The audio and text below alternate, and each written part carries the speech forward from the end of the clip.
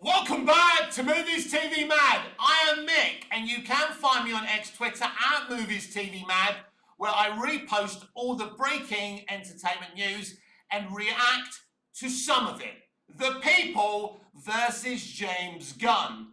James Gunn's historical tweets and the fact that he was at a very problematic fancy dress party and there are pictures of him there is a huge problem, and we know the internet never lets go of these things, especially Snyder stands, right?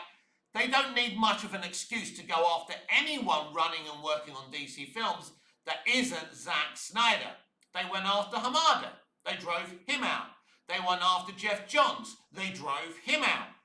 And now it's James Gunn's turn. Now let's be absolutely clear here, no matter who comes in who isn't Zack Snyder, they're going to come after them with everything, every weapon in their armory.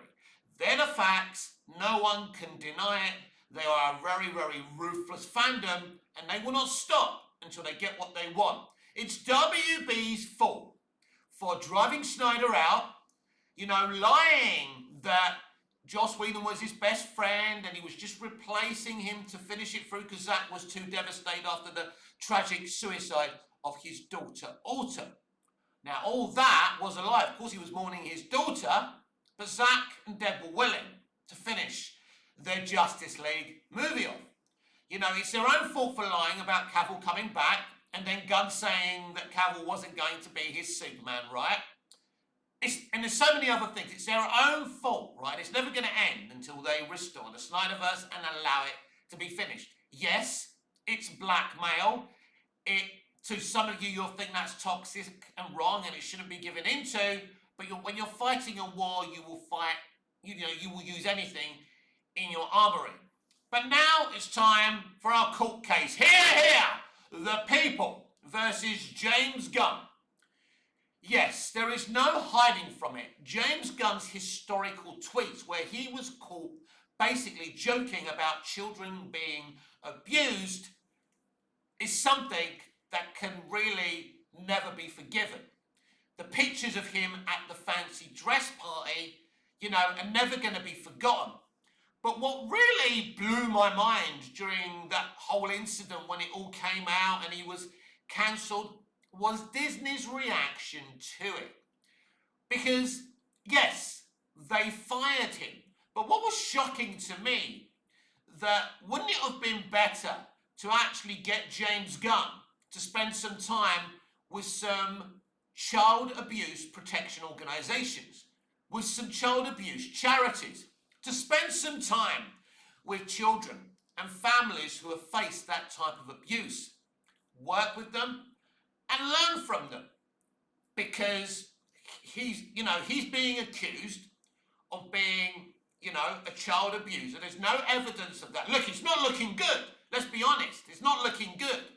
With the pictures of the fancy dress party and the jokes that he made, it doesn't look good for him, but there's no real proper evidence that he's ever gone there, right?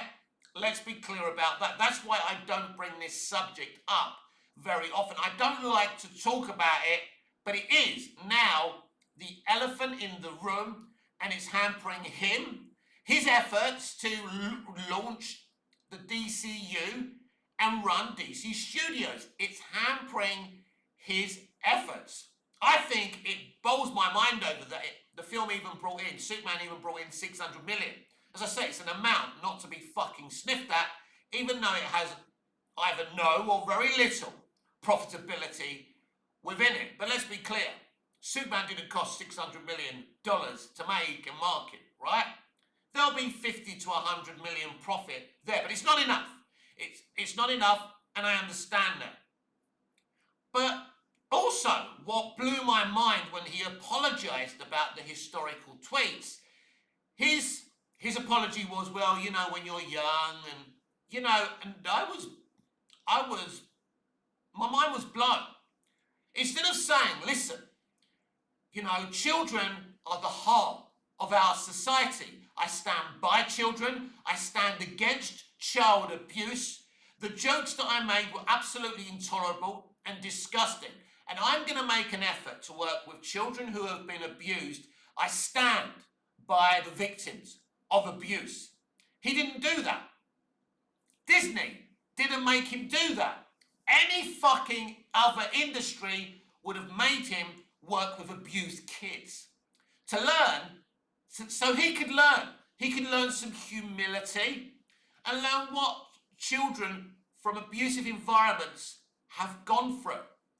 Any other industry makes him fucking do that.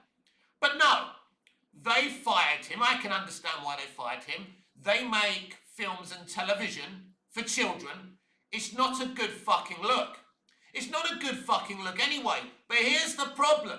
75% of people working in English-speaking Western entertainment, play a part in this kind of abuse every day. No, it has not been driven out because the wokesters, the extreme left in Hollywood, were quite happy to form Me Too and Time's Up that only protects, women within the industry, not women, outside of the industry, by the way. But where's the organisation for child actors to protect them? What happened to that, hey? Isn't it convenient that nobody formulated an organisation to protect child actors within our industry? Because they're meat and drink to them. Because there is a child abuse culture in Western English-speaking entertainment. It's not a fucking secret, and I'm not saying anything that's fucking controversial. So they didn't fire James Gunn because they disagreed with his jokes or disagreed with the fact that he was going to these types of fancy dress parody parties. It's because James Gunn was caught out. That's the only reason, right? Don't think that Bob Iger fired him because he disagreed with the jokes that he made or the parties that he goes to. No, it's because he was cool. But then Gunn had them over a rock and a hard place because everyone he'd employed to be in Guardians 3 and the other two movies were on his side. So they said, if Gunn's not directing this movie, we're not going to be in this movie. Gunn said, it's my movie, you ain't having it, I'm not going to let anyone else direct it. So they didn't want, let's be clear, they didn't want Gunn to come back. And I said at the time, people were saying, oh, he's back at Disney and the Marvel Studios, he can make other stuff. No, he can't. It was a one and done. That's why he had to go. Now, there's deeper evidence about the 75% of people who work in English-speaking entertainment, predominantly Hollywood, who enact in child abuse. Because over the road at Warner Brothers, while he was fired for these disgusting tweets, Warner Brothers Pictures employed him. A man who had been caught joking about children being abused, caught going to this fancy dress party. What do you think that tells you about Warner Brothers Pictures and the things that go on there? But let's be honest, it doesn't just go on at Warner Brothers or Disney or Universal. It's everywhere. Do you remember all the rumours about what was going on when they were filming Lost? Hazing, lots of disgusting antics. I've spoken to a lot of people who worked on Lost. I can't even tell you what went on the Lost production. People we looked up to, actors who, it's a great show who performed well. And recently Damon Lindelof said he was sorry. Oh, well, I'm so fucking glad you're sorry. He knew it was going on, and him and his fellow producers allowed it to go on. Don't forget, this was J.J. Abrams' show. He was the top executive producer. So while they're being all woke and talking woman this and empowerment that, they're quite happy for children and other people to be abused in their environment. These are the most toxic, horrible people. And this is what, if you wonder what Ricky Gervais was talking about at the Golden Globes when he said, you're in no position to lecture the public on anything. This is what he meant.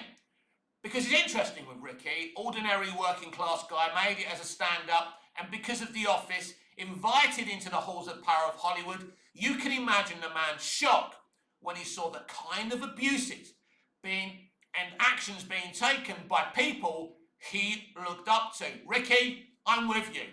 You know, my father worked in Hollywood. He took me to work with him, you know. And as I grew up, my illusions were shattered like, you know, there was a sledgehammer taken to my fucking illusions. So the whole reaction to Gunn's, you know, not jokes, but abusive comments on Twitter.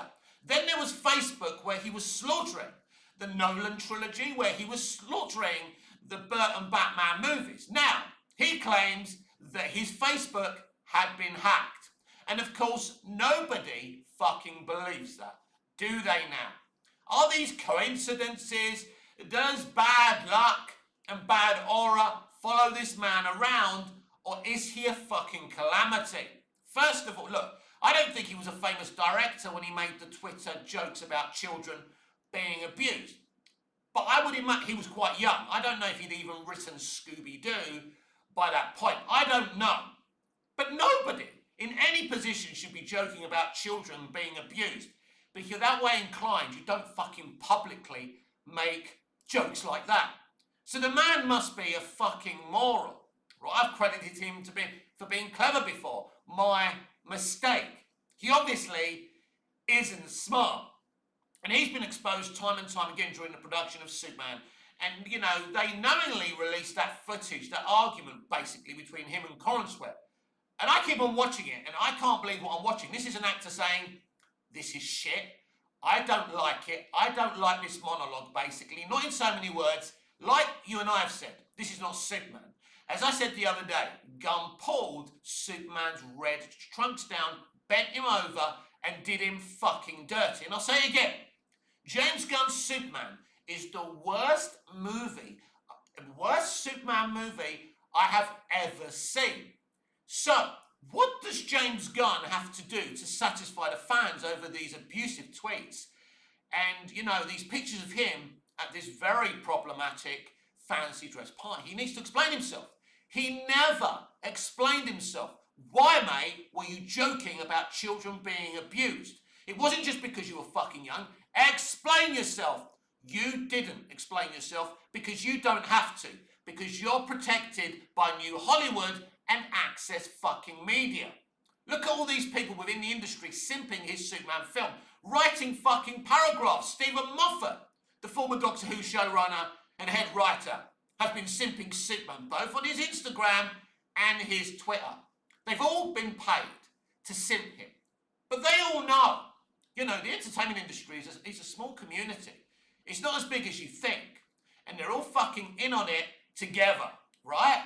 Because they know this movie is a disaster. They all know James Gunn's a fucking disaster. But to be fair to Bryan fucking Singer, because he's been accused of horrible abuses, right? Horrible. And his movie was a flop. But at least he did everyone the good graces of going to hide in Israel, right? I mean, he should face up to his accusers, but they won't. They all walk between the cracks in the pavement, right? We already know that. But at least he came clean about his movie failing. At least he didn't deny it, right? It's a shame he tried to blame everything on Brandon Routh. What a sucky move that was, Bryan. And before I knew he was accused of abuse, before I knew what he really was, Bryan Singer from the X-Men days was a hero of mine. I was so excited he was making Superman Returns. And there's a lot I like about that movie. But at least the guy wasn't fucking denying that his movie was a failure, as much as I love that movie. But there's people protecting James Gunn on social media, from Access Media, and that abusive industry. The people that you look up to are a problem. As I said yesterday, someone should take a bulldozer and demolish Hollywood. This is an industry. There's no other industry who work with children, for example, in Hollywood, work with so many children and teenage boys and girls. There's no industry who work with that many children who wouldn't be working with, you know, children's charities, child abuse charities, implementing structures within that industry to protect teenagers and children. It's the only industry that doesn't do that. Have you ever asked yourself why?